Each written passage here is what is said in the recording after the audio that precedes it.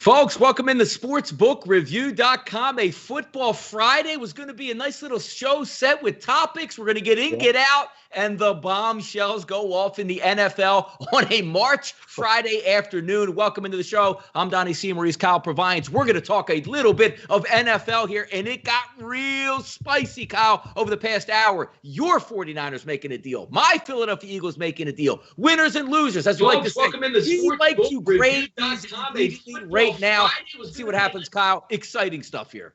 Yeah, and by the big news, I thought you were talking about Willie Snead's one-year deal he signed with the Las Vegas Raiders, right? Like, get Derek Carr in your fantasy lineups now, folks.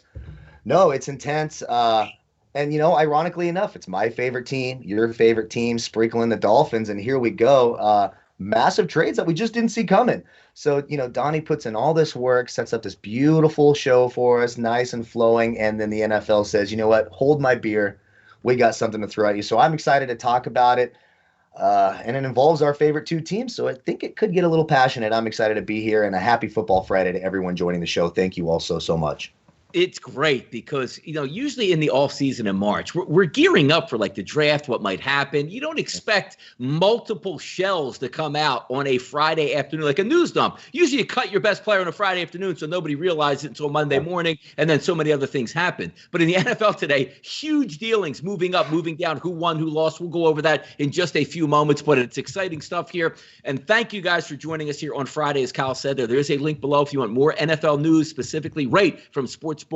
Hit that link below, sbrpicks.com/NFL. And also, if you haven't done so yet, we are moving and grooving here on the channels. 84,000 plus have hit that subscribe button. If you haven't done so yet, if you're watching live, if you're watching on replay, hit that subscribe button. Turn the notification bell on. When we go live on crazy Fridays in the NFL in March, you will get that delivered directly to your inbox. You can come in to the chat box and say hello. How about this, Kyle, right? I'm looking today, and we're sports gamblers all over. Doesn't matter if it's soccer on the network, NHL, NBA, college football, pro football, whatever it is. I'm saying today we have no NCAA action in college basketball. We don't have any NIT games. We don't have any March Madness, which resumes tomorrow with the Elite, with Sweet 16 and the Elite Eight. And the NFL says, you know what, guys? You guys that love to do content, here's something for you to talk about. So before we hit our set bullet points that we were supposedly going over and having fun, you saw the video I put out there, Kyle. Hey, here's what we're talking about today. In steps in the first big move of the day. The 49ers and the Dolphins make a deal.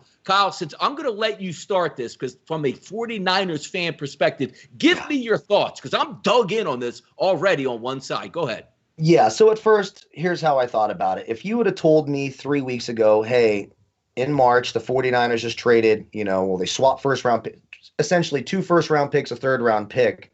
I'm going, oh, hell, we got Deshaun Watson, and we're ready to rock and roll. That's the deal that we made. I not in my wildest dreams did I think we were moving up to take a young quarterback. And then, of course, the waters are a little bit muddied. We're not exactly sure what's going on. It's a little too early to tell what's going on with the Deshaun Watson stuff, and way too early to make any judgments. And I think that probably threw the 49ers for a loop, because they were the main contender to go get Deshaun Watson. They were the team that had the assets to offer. He would have waived his no trade clause. He would have loved to go there. So I'm 50-50. First of all, I'm excited. I love it when a team, scared money doesn't make money, as I like to say, and they make a bold move and they go out. They see something in someone that they want to go get. It's clear that, look, Jimmy Garoppolo, is he a solid guy? Sure. Can he go out there and make the right throw and the right decision? Sure. But he's often injured. He's not explosive. We saw it on their Super Bowl run a couple years ago. They didn't even trust him to throw the ball more than 10 times in a playoff game. So there's certainly something there where the coaching staff is like, look, we're ready to move on. I have high regard for Justin Fields. I hope that's the guy they take. I think if Zach Wilson falls to them, obviously that will be a good pick as well. So I started to ask myself, would I be upset if they made this deal for a guy drafted in the top 5 or 6 last year in Justin Herbert? My answer is no. I would be ecstatic if we got Justin Herbert and give him all the draft picks you want. Let's get our future quarterback. So I can understand the logic there. They see something in someone. They're ready to move on from Jimmy G. And on the other hand, look, if this player turns out to be a bust, you could be costing your general manager and your coach a job, because that's an awful lot to give up for an unknown commodity, especially when you already have a quarterback that you're paying $25 million a year over the next 2 years. So I know it's the boring answer, but I think time is going to have to tell how this works out. We got to see who they get. see how they approach this situation. Makes a lot of sense to me that they're saying now, listen, we're not going to trade Jimmy G. He's our guy this year, because no one would want to trade for him right now. I mean, he was injured basically the entire year, didn't do anything exceptional. No one's giving you a second, third, or first round pick for Jimmy Garoppolo at $25 million a year. It's not going to happen.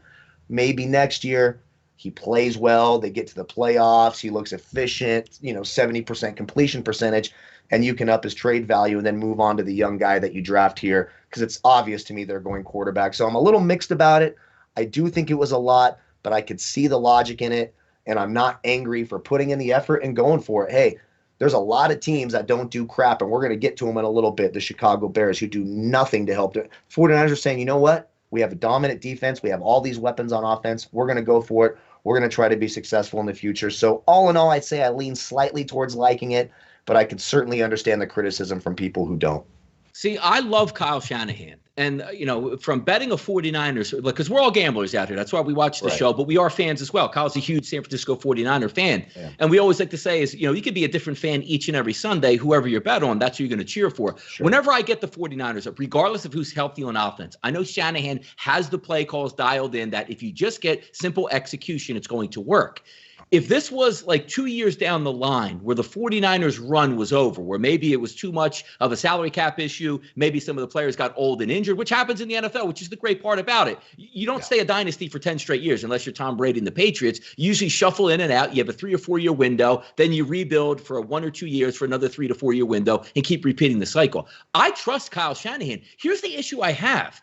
Do I think the 49ers trading all these picks to get your quarterback of the future is wrong? Right now, yes, but not for the future. And he said, well, Donnie, that doesn't make too much sense. What do you mean? Sure. You don't like it, but it's good for the future? When I look at the 49ers right now, I think they're a ready-made team that if they get a veteran quarterback or a good play from a veteran quarterback, they can make a run to the NFC Championship game, maybe even win a Super Bowl. I think they're that talented with the coaching staff, front office, everything combined. But now you say, okay, here's the thought process behind it, right? Let's just say if you said, hey, we owe Jimmy Garoppolo a lot of money. We're not moving up, but maybe we'll spend an extra first-round pick to move up 5 or 6 spots. And you know what, Jimmy? I'm going to get you Devontae Smith out of Alabama because he just fell there. Now we're going to reload and really get after it over the next 2 years. If you don't work out, your salary cap hit's not going to be as bad. We can move on, and we can spend 3 first-round picks, go up and get our quarterback, and reload. I just look at it from a San Francisco 49ers perspective of what that team can be when fully healthy, and we did see it. I don't like Jimmy Garoppolo all that much, but you know what I did see? A Jimmy Garoppolo-led team go all the way to the Super Bowl, and yes, if he makes one throw to Emmanuel Sanders,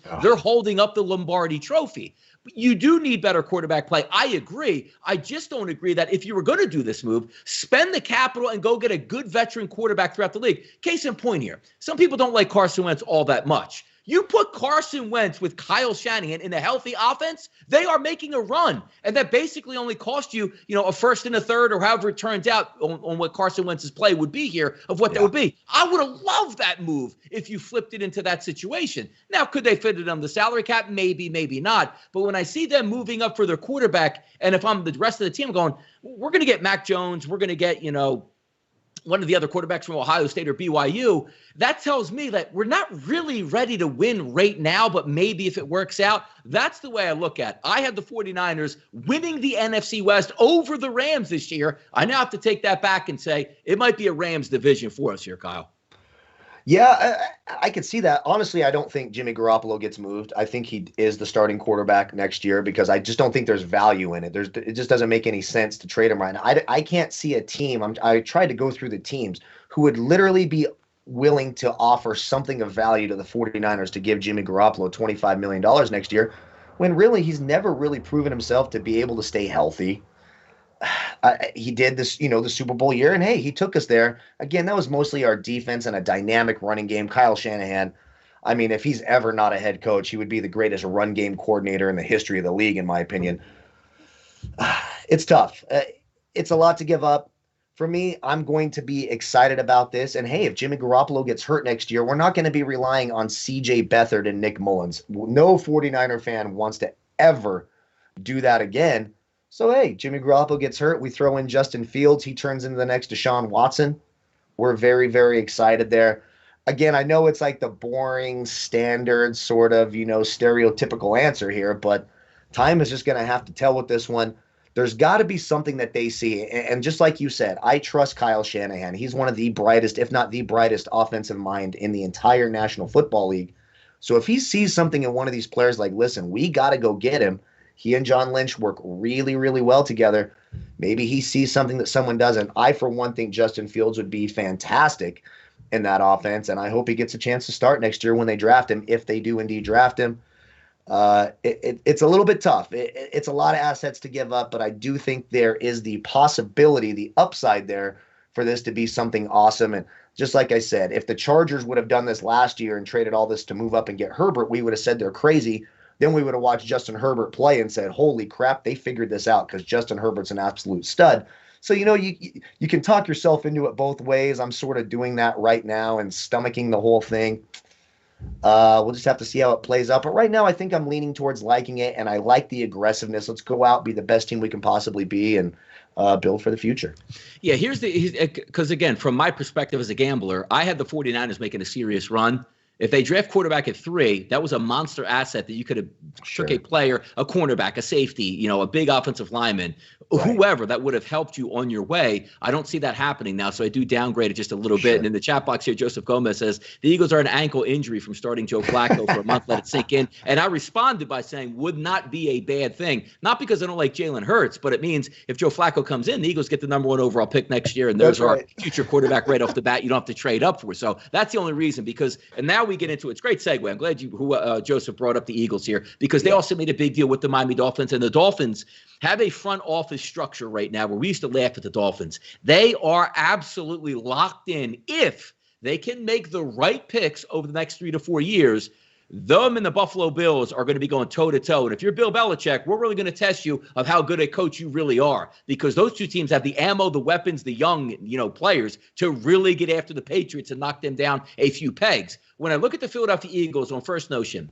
yeah, I wanted them to stay at 6. Why? Because you're going to get a stud. You're going to get an all-pro caliber player no matter where you went at number 6. This wouldn't have been one of those picks where you would have said, oh, my goodness, who did the Eagles pick at 6? It was foolproof. It was literally foolproof. Go up, push the button on one of 3 players, whether it's tight end or wide receiver. You would have had a stud for the next 5 to 6 years in the NFL. So now I see him trade back, and I get the point now. They're devoid of talent here. The run is over. You're dismantling. You're in cap hell. In 2 years, you're going to have $50 to $60 million under the cap and like 4 first-rounders. So I'm like, all right, you know what? I'll live with it, because I don't have high expectations for my Eagles coming into the season winning anything. And even if they did draft, let's just say, Jamar Chase, they're not winning anything anyway. They're still a few years out. So they're sort of kicking that rock down the road saying, well, we have money and we can really fortify this team. Hopefully we'll have a quarterback and we'll be ready to get after it. Now, the news then comes out that the Eagles were trying to do, which is why the price was probably so expensive for the 49ers, dueling to get into that 3 spot with the Miami Dolphins. And I said to myself,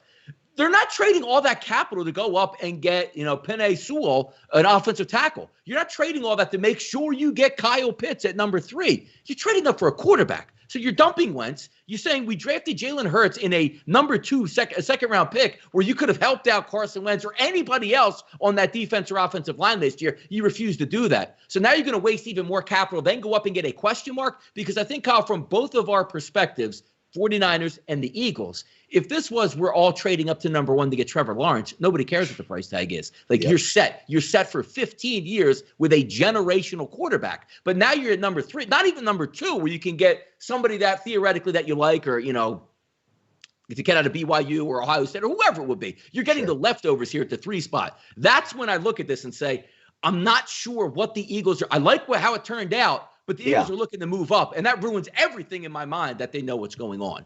Yeah, that was the weird part. You're 100% right. Like, what the Eagles did, I think, was fantastic. Getting an extra first-round pick next year. And to piggyback on what you said, the Miami Dolphins, if you're a Dolphins fan, you got to love what that front office has done over the last 3 years in terms of creating draft capital and talent and everything. I mean, the Dolphins are a team on the rise.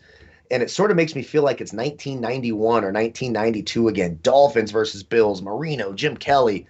So much fun. This rivalry is going to be a ton of fun, especially if the Dolphins can get things right. But you're right.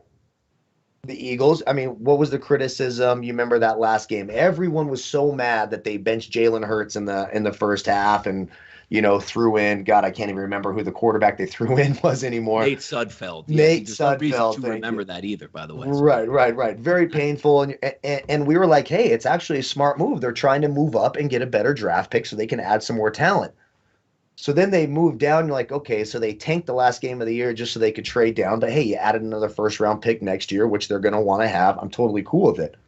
And you're like, wait, they're ready to move on from Jalen Hurts after a handful of starts and after you traded Carson Wentz away. What the actual hell is going on? So I think probably the theme of the day is, as Donnie and I sit here, is our two favorite teams. There's a lot of people, and justifiably so, going, what the hell is going on here? Where are their minds at? And, maybe it's why we're not general managers. Maybe we'd be better general managers. I like to think that we would be.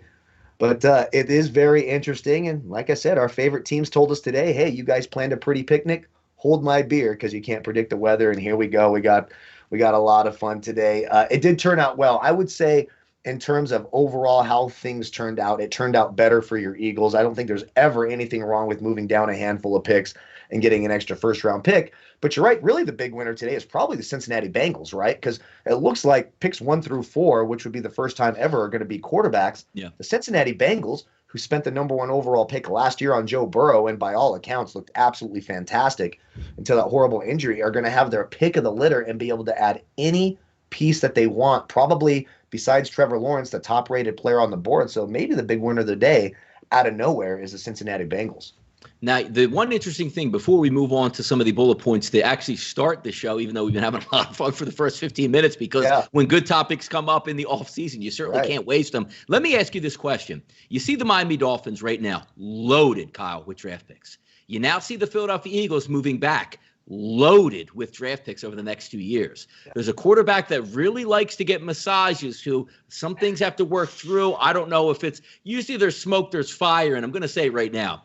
If you are a pro athlete worth hundreds of millions of dollars, you're not calling 20 IG models every week to try to get massages. There's something way more to that, which will get worked out. Maybe it's not criminal. Maybe he just has to stroke a check and it goes away. But let's just say take that out of the equation.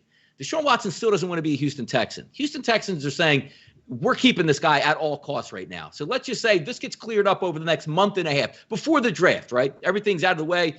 These are all false accusations, or he paid, $1 million to make them all go away, like Tiger Woods did in his, with his tryst or whatever he had. Let's just no criminal conduct. Right. Do the Dolphins or the Eagles, who there was a report last week that said the Eagles would give anything you want to get Deshaun Watson. Does Deshaun Watson get moved because both of these teams just stacked up ammo and said, Houston, when you're ready to deal, look what we got for you? Yeah, I mean, it's so tough. It's so tough now with Deshaun Watson, right? Because do these teams want to take that on? And you're right. Where there's smoke, there's fire, and it's not something we all thought about Deshaun Watson, but it's not like we hang out with the guy every day. And again, we do live in a world where people, do try to extort athletes. It's just so early to tell, because every day I keep hearing, hey, we're going to show evidence of this, and then no evidence shows up, right? So there's just no way of knowing, and I'm not going to sit here and say 10 women are liars, and I'm not going to sit here and say Deshaun Watson's a monster or vice versa without having any concrete proof. That's just wildly speculative and irresponsible.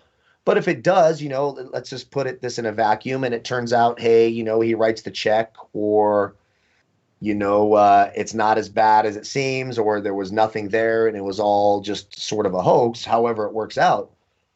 I mean, if you add Deshaun Watson to what's going on with the Miami Dolphins, you'd instantly make them the favorite in the NFC East, wouldn't you? I mean, it would be a battle, and there would be value both ways.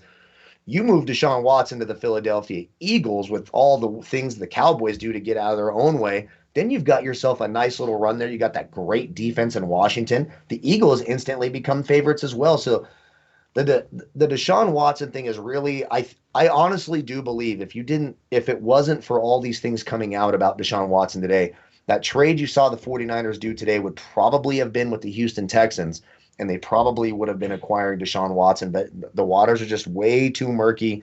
It's way too hard to know what's going on there. Hopefully we get some clarification soon. It's a shame. You hate to see these things, and you hope he's not the monster he's being portrayed as, because if he is doing the things that he's being portrayed as, he should go to jail. You can't treat people that way. I don't know. Nobody should treat anybody that way.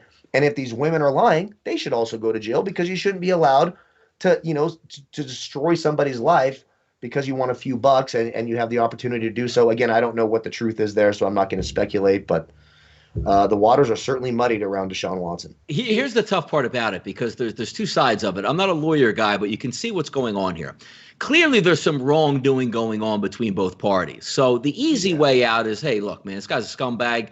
I don't want to go into criminal court because they're going to open up a lot of stuff into my life, and I'm going to have to testify. Give me X amount of dollars. I won't talk about it anymore, and it goes away. Usually is the best way to do it, because when they open up the examination, now it starts to get ugly, because then Deshaun Watson's lawyers go, and again, these are fictitious names. Tina Smith, you gave out 72 massages last year on IG. Did you report that?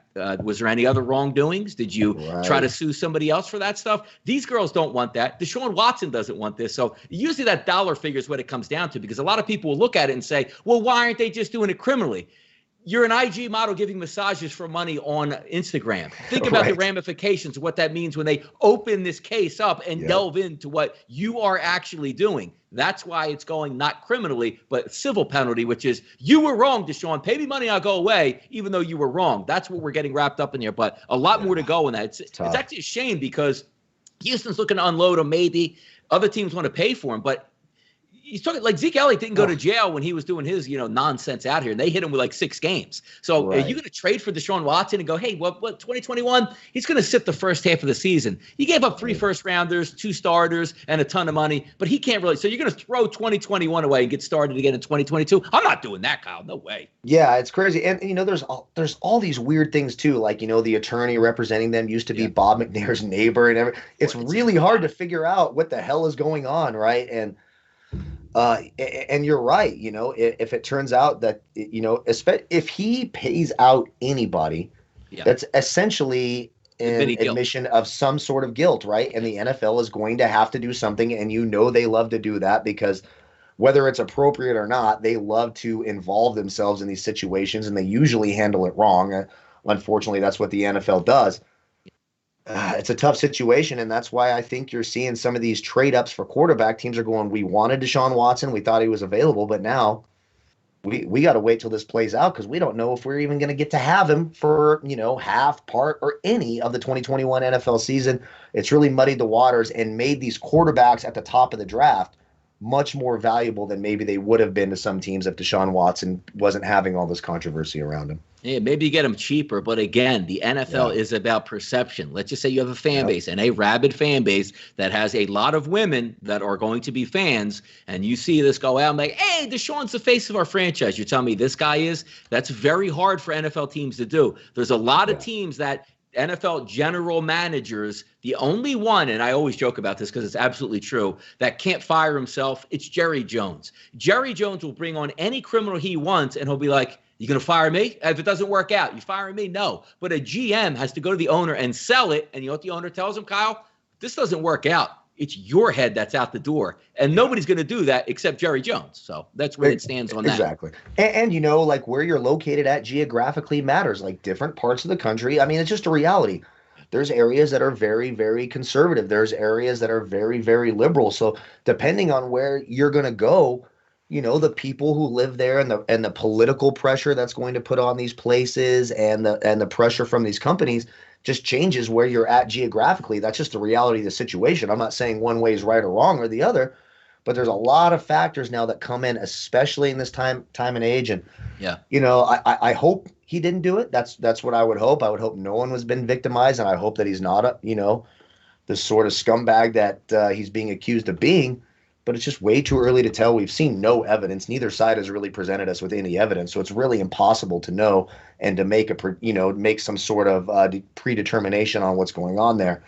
We're just going to have to wait and see. And it sort of muddied the waters and all of this stuff, because Deshaun Watson was that jewel right at the center of all the free agency and all the offseason. He was this jewel, this sort of unicorn that's never available, right? You don't get quarterbacks at his age and his ability available at this point of their career.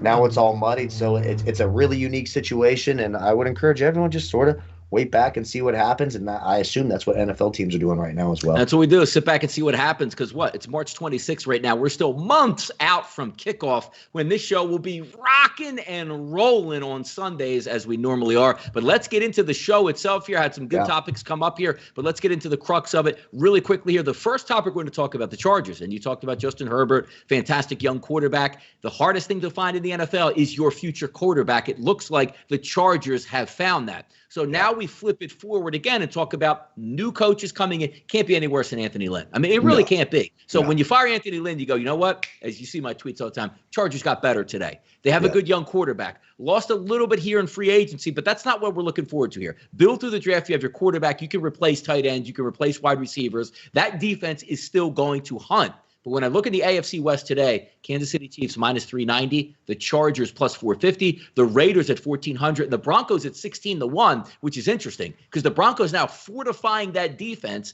A lot of young talent on offense, particularly at wide receiver, still waiting on the quarterback. So my stance hasn't really changed this offseason with any additions or subtractions to the Chargers. They are still, to me, by far the second best team in this division. They will fight for a playoff spot, but I'm interested to see where they go in the draft. Add a big-time weapon to that offense with a young quarterback. That's what I'm looking for. You go wide receiver and really ramp it up. Now I'm going to buy in that you have a legitimate chance at making the playoffs, but stopping short of they can overtake the Kansas City Chiefs. I don't think they're ready yet, but this team is ready to make a playoff run here to me, Kyle. Yeah, and all things being equal, the Chiefs are the team to beat. Obviously, it's Patrick Mahomes. But again, we're one ankle injury, one hit to that knee of Patrick Mahomes. The Chargers are the favorite in that division. Why? Because the Chiefs are spending so much money on quarterback, wide receiver, tight end, and Chris Jones. The depth just isn't there for the Kansas City Chiefs, and that was one of the problems in the Super Bowl for them. They had two injured offensive tackles. We thought, hey, Andy Reid will be able to coach him up, and they'll have the guys in place. Well, guess what? It turns out when you're paying $50 million for your quarterback, your backup left tackle sucks pretty bad. They are not very good, and they were absolutely overwhelmed at that position. Just overwhelmed, and they don't have the money to really go and solidify those backup spots. When you look at the Chargers, it's all about this. Justin Herbert, I've seen no indication. I'd be really surprised if he doesn't progress instead of regress. Really, it's about, can those three main stalwarts on defense stay healthy? Derwin James, who's an all-world safety, just uber talented, maybe at full strength is the best safety in the entire National Football League, but can he stay healthy? He was out most of last year. Joey Bosa, can he stay healthy and maintain that pass rush? Melvin Ingram on the other side. They brought in a defensive coach, which I thought was a little bit surprising. Brandon Staley, awfully young, did have a nice run with that Rams defense, and it's easy to have a nice run with a defense when you have Jalen Ramsey and Michael Brockers and Aaron Donald. It's obviously pretty easy to look like a smart defensive coordinator when you have the most talented players in the entire league at three different levels of defense.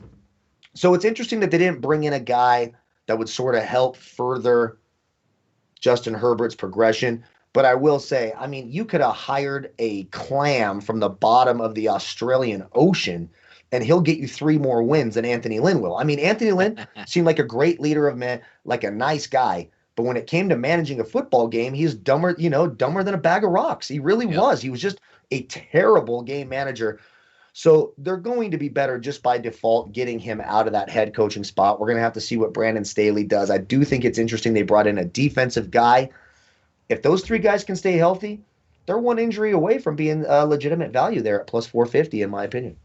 Yeah, and also, you know what I did like too? Because the quarterback needs a quarterback for himself, and that means getting a really good center. Going on the free agent market and picking up Lindsley as your center, that was a very good move for them. But they still are quite weak at right tackle and left tackle. Maybe Balaga steps back up this year, but just looking at Pipkins as the left tackle, you go out, you lose Hunter Henry, you sign Jared Cook as a tight end. Nice little fill-in. You are still set up pretty good at wide receiver. This is maybe one of those glamour picks because if you really are looking forward to the future, roster, you probably try to draft the best offensive lineman, but it's going to be very hard to do that if one of those dominant players of a skill position is still sitting out there and you say, I'm trying to help my quarterback in any way I can. Do you take a second level tackle, or do you go out there and get a blistering wide receiver that says, look, you have no excuses here. These guys are going to be open. So in case that pass rush comes a little bit faster, these guys will eat for you outside.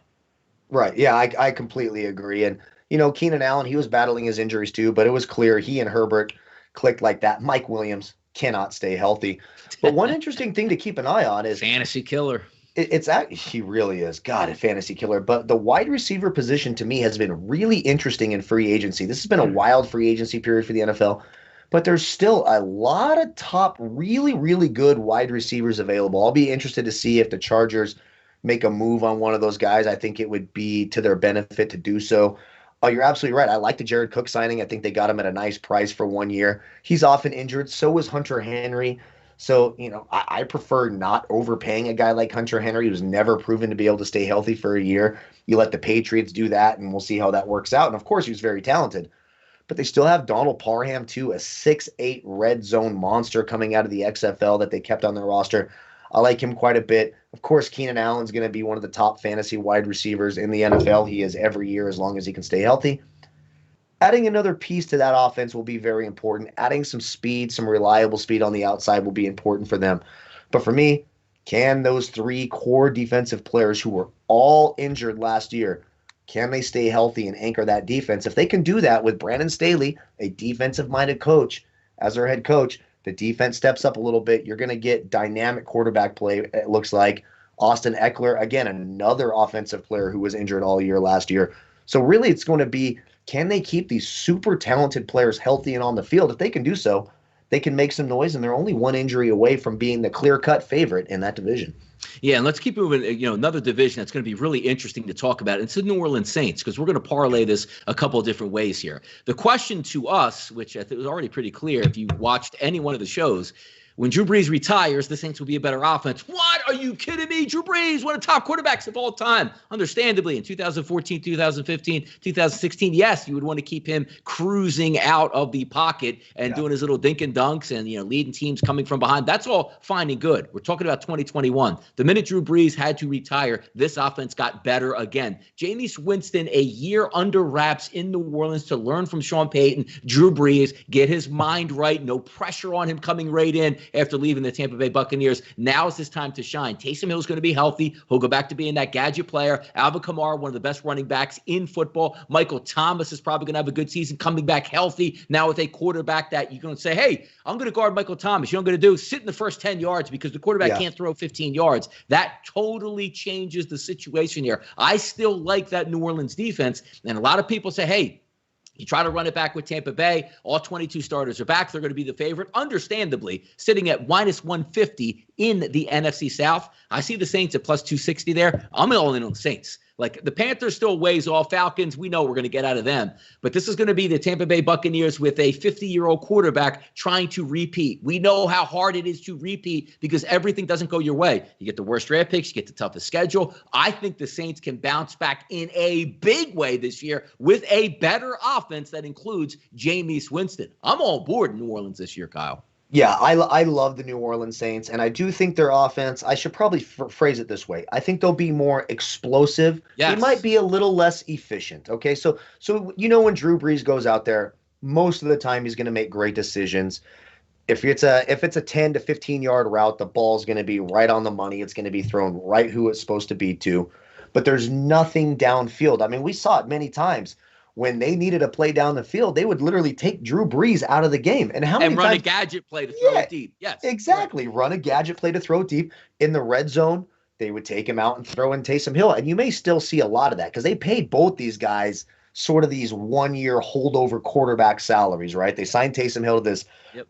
On paper, it looks like a massive deal, but really it's just a series of 1-year deals that they can get out of without any dead money. It's a really smart move by them. So it'll kind of be interesting. Does Jameis win out and become the starter? I think that he will. It doesn't make much sense for me to pay him $12 million, 10, whatever the hell the number was. He wouldn't have stayed there. If he's going to come in as the back, he wouldn't even have stayed because you stayed last year just so you can actually make a move to be a starter, and he's going to be the starter. Right. And I think he's going to get coached up, and he got to learn under Drew Brees. Well, listen, his arm certainly lost a lot of electricity, if you will, last year, but he learned how to be a professional. He sat under a guy. There's nothing ever bad that can happen from learning from a guy like Drew Brees, the NFL's all-time leading passer, how to play the quarterback position. So we've seen Jameis. I mean, the year before he went to New Orleans last year, he threw for 5,000 yards. He threw for 30 touchdowns. The problem was he threw 30 interceptions, and he couldn't behave himself off the field. We got a full year in the books without him misbehaving. When he came in, he seemed fairly effective. He didn't get all the opportunities because they went ahead and started Taysom Hill. So if they go with Taysom Hill, I think the offense will be a little bit boring. You're going to get all this RPO crap. I don't think you're going to get that. If you have Jameis in there, a guy who can actually throw the ball more than 30 yards down the field, I think you're going to see a lot more open lanes for guys like Alvin Kamara. Michael Thomas will finally be able to work down the field just a little bit. So I think the offense will be more explosive. One thing to keep an eye on when betting the Saints, if we're talking about futures bets, is the Marshawn Lattimore situation. It's really unfortunate. He got himself in trouble today or last night, had a stolen gun that was fully loaded. We know how the NFL treats guys who do things with guns. If you remember Plaxico Burress, of course, he shot himself in the leg, but he was out for a year and a half. They threw him in jail. So there's a lot of things to watch out for. If Marshawn Lattimore is out for an extended period of time, that really does hurt their defense. We know that Jenkins moved over to Tennessee, so they've lost some depth. Trey Hendrickson as well, their best pass rusher from last year, left. But all in all, I like the Saints defense. I like the coaching, and I think you're going to see a more explosive offense with Jameis Winston. I think there's certainly value there, especially Tampa Bay is not the most – they didn't win the division last year. They weren't the most dominant Super Bowl winning team. You could argue they should have lost to the Saints in the playoffs and to the Packers, a couple of pass interference penalties that weren't called. So I'm not overly afraid of Tampa Bay. I think there's some value there on the Saints. No, me too. And that's the way I'm going because I'm not laying a minus number with a return Super Bowl champion that, hey, they signed all 22 back. A lot has to go your way. You have to stay healthy. And all starts with Tom Brady getting older and older and older. You don't get younger. They were amazing last year to close the season. Kudos to them for winning the Super Bowl. Very hard to repeat where everybody is going to be gunning for them. Now, one of my favorite topics that we picked out today, say, well, why would you guys even choose this? It's the fun of it all. And it started up again last night when I just saw the Chicago Bears tweet out.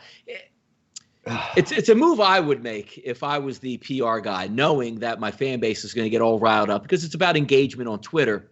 They don't want Andy Dalton. Maybe the front office wants him. The fans don't want Andy Dalton. Nobody wanted Andy Dalton. And now they're trying to push it in your face. QB1, like this is some sort of superstar. You were waiting on Deshaun Watson. You were waiting on Russell Wilson or maybe trading up and getting a player in the draft. And now you're settling on Andy Dalton. So the question that we have here, the Bears today, can they get in the playoffs? Absolutely they can't. But my favorite part about the whole Bears structure is you have a group of guys in place in the front office and the coaching staff that are just trying to self-preserve. Do you know why here, Kyle, they let Mitchell Trubisky go and went with a veteran guy? Because Andy Dalton's going to come in and give them an honest effort where they don't look like idiots. But you know where they would be out the door if they did the smart thing and said, you know what, we're not very good. We're going to trade up again, even though we just missed out on Trubisky and get a young kid. Then they would go 4-12 next year. Ryan Pace and Matt Nagy would be fired, and the next regime would come in. But the fact that, again, you have a 100-year-old owner that doesn't probably know what's going on the field, you can get away with this and still keep your job because that's what it's about. Hey, we made the playoffs last year. Oh. What a good job, Sonny. I'm so happy you're going to come back next year. That's what the Bears owner told them, and they're just following the concept. Instead of doing what's right for the organization, you go out and get a guy you have absolutely no shot to win with, but hopefully you can sneak into the 7 seed in the playoffs where your owner can go,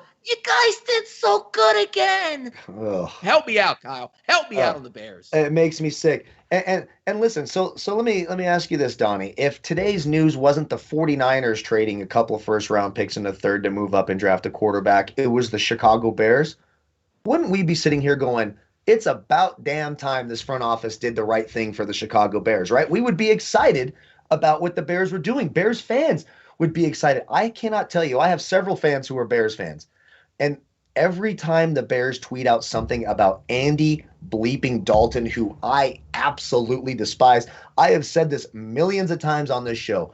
If Andy Dalton, who by all accounts seems like a very nice man, If he was stranded on the side of the road in the freezing snow, Yeah. I would drive closer just so my snow splashed on his face. That guy is nothing but a letdown on every single level. You should be embarrassed. As you're looking around and watching these teams today, you're watching a 49er team with a quarterback who's played in a Super Bowl go, you know what? We're trading 2 first-round picks to go up and get our young guy. And the Chicago Bears are bragging. They're bragging about Andy bleeping Dalton being their starting quarterback. Let me just tell you this. They play in the AFC North. You know we're going to see primetime games next year, Packers versus Bears. It happens essentially every single year. The Packers are going to beat them by 80 points. We've watched it together. We've talked about this. Have you seen Andy Dalton in any game that's important ever play well? No. He is a mental midget among mental midgets at quarterback. It's an absolute disgrace, and I do not blame Chicago Bears fans for being absolutely disgusted. The local liquor stores in Chicago are probably going to double in sales because the Bears fans are going to be drinking a whole hell of a lot watching Andy Dalton play quarterback for the Bears this year. I will say one thing, though. Andy Dalton is better than Mitchell Trubisky, though. Like, he's going to run an offense. Exactly. That's the funny part about it. But, because you can answer this question many different ways. Let's say at the end of the year, Grandma Bear woke up from her slumber and actually fired Nagy and also Pace, the GM. Do you know what would have taken place? The new GM comes in, the new coach goes in and goes, let's move Khalil Mack. Let's start this over. This team is not built to win. It might take a year or two. Let's get some cap space and then move forward. But the fact is that you still have guys that are trying just to hold on to a job in the NFL. This is what you get as a Bears fan. And look, I'm not a Bears fan, so it doesn't really affect me all that much. No. But I can see as a fan in that city that they love the Bears, monster market, and you get this type of effort each and every year. It's amazing that it still exists, but it just goes to show you the machine that the NFL is, that no matter what Grandma Bear does up there, when she watches the games with her blankie and her cookies and milk, they print money in Chicago, and that's just what's going to take place in this end of it. So now let's get to the NFC East here. Dak and the boys. Now, to me, they're the best team in the division only because their quarterback factors in to be the best in the division. Sure. But that's not saying all that much, because you're looking at the Eagles with Jalen Hurts, a couple starts under his belt. Daniel Jones stinks. Ryan Fitzpatrick's 100. They have no idea what they're doing in Washington. So now it just flips back to Dallas saying, you're probably going to have a pretty good offense. That's the one guy you can lean on. If healthy, probably will run a pretty efficient offense. They'll score points. They'll be in it. Because the one thing we could say about the NFC East, Kyle, you don't need 12 wins. You need 9. Can you get 9? The Cowboys can probably get to 9 because the Giants will be a little bit better. The Eagles will be a little bit worse. Washington's going to just be on that treadmill doing I don't know what the heck they're trying to do. I like the moves that Washington did make, but it's not really for the future of the franchise. So I still give it to Dallas. But this would be interesting now because this isn't Dallas saying, hey, franchise quarterback, 1-year tag, we'll see what we get. No, you are the guy. If Dallas doesn't win it this year with a megawatt contract for their quarterback, that's a bad look for Jerry. Yeah, and I don't think they do. I actually think Washington's the best team in the division. I think Dallas will have the best offense, and they should. Dak Prescott is clearly, not even close, the best quarterback in that division. I mean, it's not close. And they have a great wide receiver core, Gallup and Cooper and, CeeDee Lamb, who they brought in. Mm-hmm. Zeke Elliott. I mean, all the stars are aligned there on offense, but their problem, their defense stinks. Their coach is an absolute moron. Mike McCarthy is the lowest IQ head coach. Like Anthony Lynn would give you more wins than Mike McCarthy as a head coach. I'm sorry. That is an absolute fact. Mike McCarthy, just go ask Aaron Rodgers. You Cowboys fans, you Mike McCarthy fans, I hear from you all year long. Mike McCarthy is an absolute bonehead of a head coach. So you're going to be cost wins there. That defense, I have seen absolutely nothing that they have done on the defensive side of the ball to tell me that they have improved. Even when Dak Prescott left last year and they were starting Ben DiNucci and Andy Dalton and everyone else, their offense wasn't the problem. The problem was they were the worst team in the NFL at stopping the run. They couldn't stop the pass. They couldn't get a pass rush. They've done nothing to address those issues. They think just by adding some offensive players and signing Dak Prescott that they fixed their problems. No, you have a coach who is going to mess it up. He's going to make bad timeout calls. He's not going to go for it when he should go for it. He's going to go for it when he shouldn't. He's going to make mistakes that will cost you a game or two. Oh, yeah, and by the way, that offensive line, which used to be the vaunted Dallas Cowboys offensive line, has absolutely fallen apart You look at the team who just won the division last year in the Washington Schneiders, the Washington, too incompetent to name themselves. That front four for the Washington football team will annihilate that offensive line. You have Dak Prescott coming off of a horrific ankle injury that, should be fully healthy by the time starts, but it's got to be in the back of his mind just a little bit. So you have that team coming after him. To me, I don't think the Dallas Cowboys make the playoffs. I like the Washington football team to win the division again. Yeah, you know what? Because we're always taking a look at like what the price value point would be. As we see the Dallas Cowboys plus 105, there's not a lot of value in that, but there is value to say on the Washington football team at plus 280. And I saw the reports coming out where Washington's like, we might stick another year with the football team. And if I'm the NFL, I'm going, enough with the charade. So now let me get this straight. Daniel Snyder is one of the worst owners of all time in the NFL. They're going to allow him to buy out his minority owner, so nobody can even change. I don't even know what is going on down there. But the one thing is for sure, the organization is backwards, and they're doing everything opening up the book of what's PC correct just to try to not lose your grip on the team being Daniel Snyder. You think he cares one bit of how many women he hires or, how many minority coaches he hires or we're going to keep it the Washington football team? Like he's insane, and he only has more power now than he did even a couple years ago when they're trying to force him out. So another thing on them, I just want to see if they ever get it together to choose a team, because I'm not calling them the football team for a second year. That's ludicrous. I even retweeted somebody had a great article saying it's just lazy and incompetence. It's not cute that it's called the Washington football team. There's a reason why over the past 100 years of the NFL, everybody has a nickname because that's what you do. City or state team name. That's what it is, not football team. Just call yourself the Washington Cameras if you want. I don't give a damn what it is. Call yourself the Washington Gravel. Like, just anything. It is. It's absolutely lazy. It's pathetic. And the sad part is they have the best head coach in the division. They have the best defense in the division. They have all of these things going for them. And then they have this moronic owner and no one any good. The Cleveland Indians, like they're saying the Indians as a word is, race. I mean, I don't understand where that's coming from, but okay, they want to do it. But they're not saying we are the Cleveland Baseball Club. They're saying we're going to be the Indians until the end of the year, and then we're going to pick a new name. So when the Washington Redskins were under fire for that name, they couldn't have said, all right, look, we hear you guys. We'll be called the Redskins throughout the rest of this season, and we're going to pick a new name. Nobody would have had an issue with that. But the fact they thought it was so cool, the football team, and we won the division. Yeah, you won the worst division of all time with barely any wins. Right. Congratulations. Pick a team name. Start your new stamp on heading forward where you can get out of the malaise. But that's neither here nor there. Can we add a little perspective on that, too? That just goes to show you how silly we're starting to become. Like nobody. So when Washington was still being called the Redskins, they're not saying it on SportsCenter because they're trying to be racist or evil. It was just the name of the team. So can't we have a little bit of damn common sense and perspective? Like, listen, people aren't saying this name because they want to denigrate any nationality or race or people.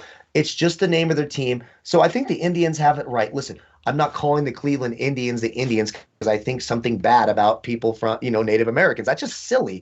It's a silly, silly thing. And it's why some people around the world look at Americans and go, you know what? You guys are pretty damn silly, and it's pretty easy to pass you because you have no damn common sense and you want to be more woke than you are. Well, just get the hell out of here with that nonsense. Look, if you're saying it to be an asshole, fine, you're a jerk. But if you're just calling them the team name that's on their helmet, I think we should be able to have a little bit of perspective. Don't worry. Give it 5 years. PETA will have a lawsuit against the Miami Dolphins, and the Buffalo Bills will be attacked by vegans saying, it's about meat and we can't have that. So it'll come down the line where every single NFL team at one time or another is going to have to change their name. So let's talk a little Tua. And the reason why we brought up the Dolphins, which is great because, we already had Tua here. We're going to talk about the Dolphins. Then that bombshell trade went off. And Tua is really on the clock here because they got a lot of ammo over the next couple of years where at any moment they can give up 2 first-rounders, go up and get a quarterback. But you don't want to do that too early on Tua. You want to still see what you have. I thought they managed it tremendously last year. Let Fitzpatrick come out, get a little, 4-3, whatever he was at quarterback, hand it over to the young kid. Didn't matter if they made the playoffs or not. We just want to see how Tua succeeds.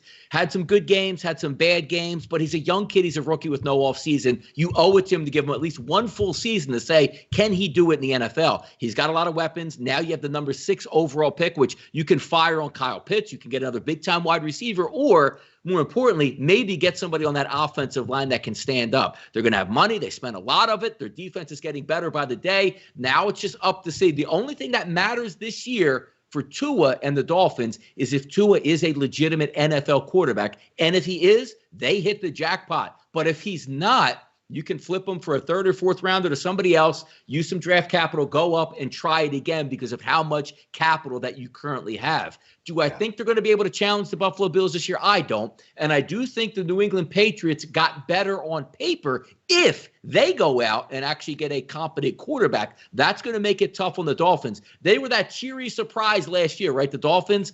I think they're actually setting themselves up for maybe a little bit of a step back. But even if they take a step back in the win-loss column, as long as Tua is a legitimate quarterback, that's a winning year for me with the Dolphins, Kyle. Yeah, I completely agree. And we saw flashes. That Arizona game with the Dolphins and Tua, like, hey, he kind of went out there and was stride for stride, if I could speak, with Kyler Murray. He's got that athleticism. He is an accurate thrower. We got to remember, too, I mean, we spent a lot of time saying, hey, we'd feel better betting the Dolphins in this game and betting their team total if Fitzpatrick was playing because Tua just wasn't fully there and explode. That was his first year back from a really bad hip injury. You know, the kind of hip injury that eliminated the career of Bo Jackson, one of the worst injuries I can remember growing up. I loved Bo Jackson when he fell on that hip in that Cincinnati playoff game and he was never able to play again. That's the kind of injury that he had going on. Of course, thanks to modern medicine, et cetera, and he's young and a fast healer, he was able to come back.